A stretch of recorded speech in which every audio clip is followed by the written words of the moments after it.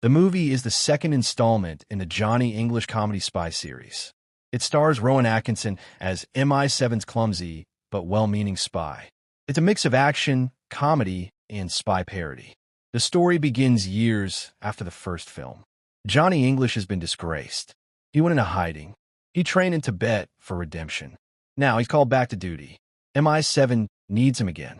A global conspiracy threatens world leaders in Tibet. Johnny lives in a monastery. He learns martial arts, practices focus and meditation, trains in unusual spy techniques, endures comic punishment from monks. He fails at many exercises, but never gives up. He learns discipline, develops resilience, and regains some confidence. MI7 is rebranded as a corporate-like office. Pegasus, head of MI7, calls Johnny back. A CIA contact was murdered. The victim had intel on an assassination plot. A group called Vortex is behind it. They have a weapon that can kill without trace. Johnny must identify the traitor. He feels excited to prove himself. Other agents laugh at him, but Pegasus trusts him reluctantly. Johnny is paired with Agent Tucker. Tucker is young and tech-savvy. Johnny dislikes having a partner. Tucker admires Johnny, though. There's also Kate Sumner, MI7 psychologist. She becomes Johnny's love interest. She analyzes Johnny's mind and notices his clumsiness. Yet she finds him genuine. Their chemistry slowly builds. Johnny and Tucker fly to Hong Kong. Their mission, meet a contact. The contact knows about Vortex. Johnny wears silly disguises. He bungles entry into the city, yet stumbles onto useful clues. They meet a former CIA agent. He warns them about a killer. An old Chinese assassin woman appears. She tries to kill Johnny with everyday objects. This assassin becomes a running gag. She's a harmless-looking old woman, but deadly with weapons. She uses wheelchairs, canes, and pills as tools. Johnny constantly underestimates her. She escapes every time. MI7 dismisses Johnny's warnings, but she is indeed part of Vortex. Her repeated attacks are hilarious and highlight Johnny's bad luck. Johnny discovers Vortex has 3 key members. Each holds part of a secret key. Together, the keys unlock the weapon. Johnny must find all 3. The first man dies before talking. The second is a Russian informant. Johnny bungles his interrogation, but uncovers hints. Vortex plans to target the Chinese premier. The assassination will happen in London. Johnny tries new gadgets. They malfunction hilariously. He uses a rocket-powered wheelchair, accidentally launches himself through streets, tests explosive pens, blows up the wrong objects, mistakes civilians for assassins, causes chaos during surveillance. Tucker saves him often, but Johnny takes the credit. Johnny suspects a traitor in MI7. His paranoia grows. He wrongly accuses innocent agents, but he's partly correct. Simon Ambrose, a trusted MI7 officer, is the traitor. He's secretly part of Vortex. Ambrose manipulates Johnny, pretends to help him, frames Johnny for failures, slowly isolates him. Johnny and Tucker head to Switzerland. Their target, Vortex's secret meeting. Johnny skis for infiltration. He causes avalanches accidentally. Tucker manages gadgets. They find a 3rd key holder. Ambrose betrays Johnny here. He steals the final key, blames Johnny for failure. Johnny narrowly survives. Pegasus suspends Johnny. He feels humiliated again.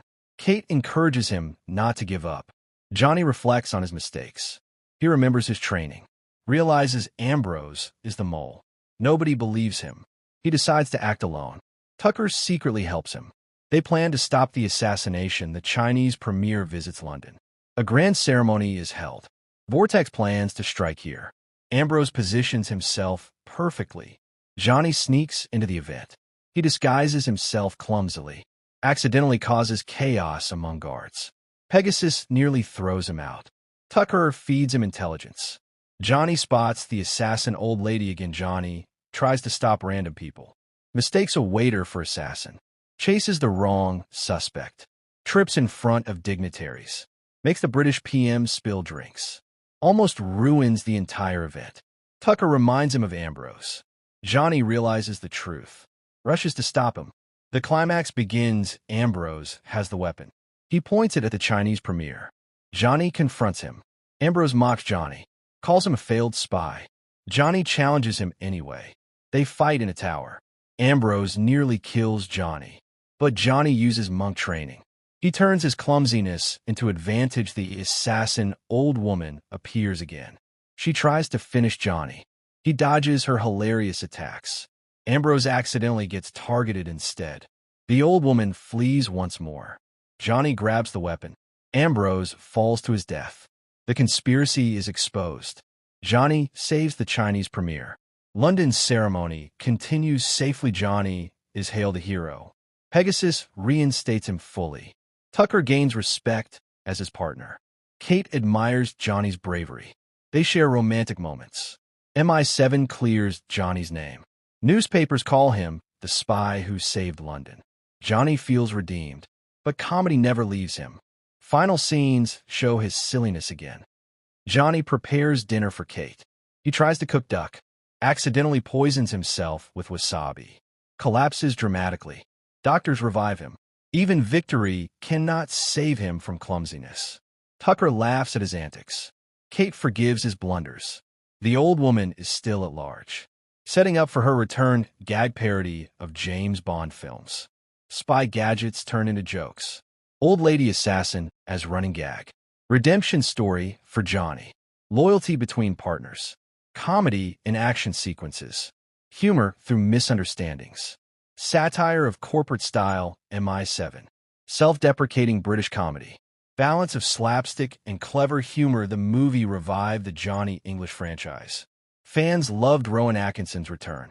Grossed over $160 million worldwide. Mixed reviews, but audience enjoyed it. Popular among kids and families. Showed Rowan Atkinson's physical comedy. Tucker became a beloved sidekick. Inspired Johnny English Strikes Again sequel. Remains a classic spy parody. Especially famous for the old lady assassin. Even the most foolish can be brave. Redemption is possible after failure. Clumsiness can sometimes save the day. Loyalty and teamwork matter. Evil often hides in trusted places. Appearances can be deceiving. Comedy can exist even in danger. Courage means standing up despite fear. A true hero is imperfect but determined. And Johnny English proves, sometimes disaster makes the best spy.